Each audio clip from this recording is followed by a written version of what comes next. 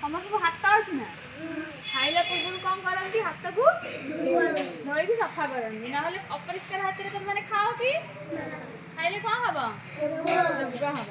ହାତକୁ ପରିଷ୍କାର କରି ଖାଇଲେ କ'ଣ ହବ? ରୋଗ ହବନି। କେମିତି ହାତ ସଫା କରନ୍ତି ତମେ ଜାଣିଛ? ହ୍ୟାଣ୍ଡ ୱାଶରେ। ଆଜି ମୁଁ ତମକୁ ହ୍ୟାଣ୍ଡ ୱାଶ ଦେବି। ଆମର 7ଟା ପ୍ରଣାଳୀ ଅଛି ହେଲା। ଆମେ ଫାଷ୍ଟ କେମିତି ହାତକୁ ହ୍ୟାଣ୍ଡ ୱାଶ ନେଇକି କରିବା, ତାପରେ କେମିତି କରିବା, ଏମିତି ଆମର 7ଟା ପ୍ରଣାଳୀ ଅଛି। ଆମେ ଆଜି ସେଇ ମାଧ୍ୟମରେ ହାତକୁ ପରିଷ୍କାର ଭାବରେ ଧୋଇବା, ତାପରେ ଖାଇବା। ବୁଝିପାରିଲା? ମୁଁ ତମକୁ କହିବି, ସମସ୍ତଙ୍କୁ ହ୍ୟାଣ୍ଡ ୱାଶ ଦେବି, ଯେମିତି ଧୋଇବି, ହାତ କେମିତି କହିବି କାହାପରେ କେମିତି ତାକୁ ସବୁ ଧୋଇବ ହେଲା।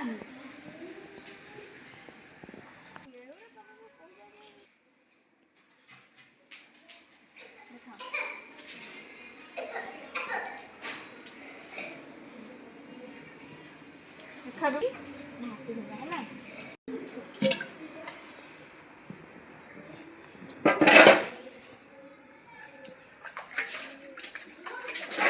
ତଳକୁ ହାତ କରିଦିଅ।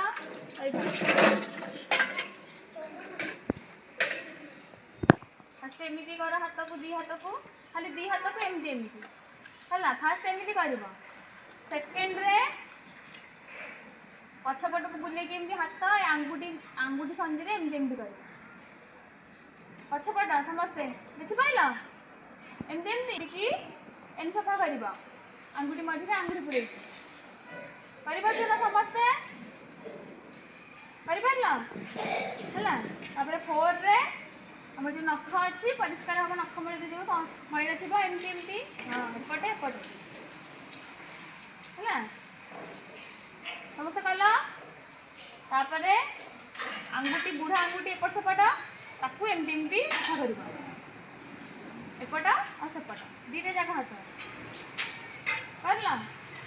ତାପରେ ଆମର ଯେଉଁ ବାଁ ହାତକୁ ଏମିତି କରିକି ପାପୁଲି ଏମିତି ସଫା କରିବ। ଏଇ ଦେଖ ସମସ୍ତେ। ତାପରେ ଏପଟ ସେମିତି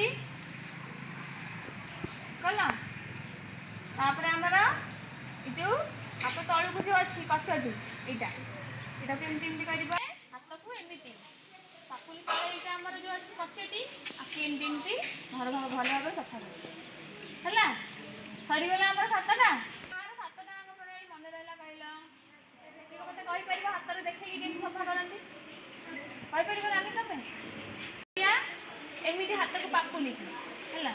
ସେକେଣ୍ଡରେ ଏମିତି ବୁଲେଇକି ହାତ ପଛପଟ ବ୍ୟାକ୍ ସାଇଡ଼୍ରେ ଆଙ୍ଗୁଠି ସନ୍ଧିରେ ଆଙ୍ଗୁଠି ପୁରେଇବା ହେଲା। ଥାର୍ଡ଼ରେ ଭିତର ଆଙ୍ଗୁଠିରେ ପୁରେଇକି ଏମିତି ସଫା କରିବା। କେତେ କଲ? ଦେଖିପାରୁଛ ନା? ଏମିତି ହେଲା। ତାପରେ 4ରେ ଏମିତି ଏପଟ ନଖକୁ ଏପଟ ଆଙ୍ଗୁଠି ସାହାଯ୍ୟରେ ଏପଟକୁ ଦୁଇଟା କଲ। ତାପରେ 5ରେ ଏମିତି ବୁଢ଼ା ଆଙ୍ଗୁଠି ସନ୍ଧି ତାକୁ ଏମିତି ସଫା କରିବ ହେଲା। ତାପରେ 6ରେ ପାପୁଲି ଏମିତି ନାକରେ ହେଲା। କଲ ସମସ୍ତେ। ତାପରେ 7ରେ ହାତ ତଳକୁ ଏବେ ଆମର ହେଇଗଲା। ତାପରେ ଭଲକୁ ପାଣିରେ ପରିଷ୍କାର ଭାବରେ ହାତକୁ ଧୋଇବ ହେଲା।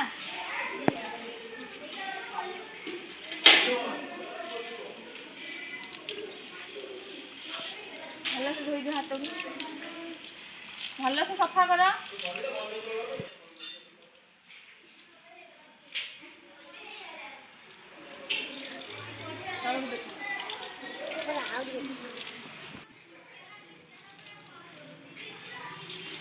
ହାତ ପରିଷ୍କାର ହେଇଗଲା। ସମସ୍ତେ ଶିଖିଲ? ହାତ ଧୋଇ ଖାଇବ ନା?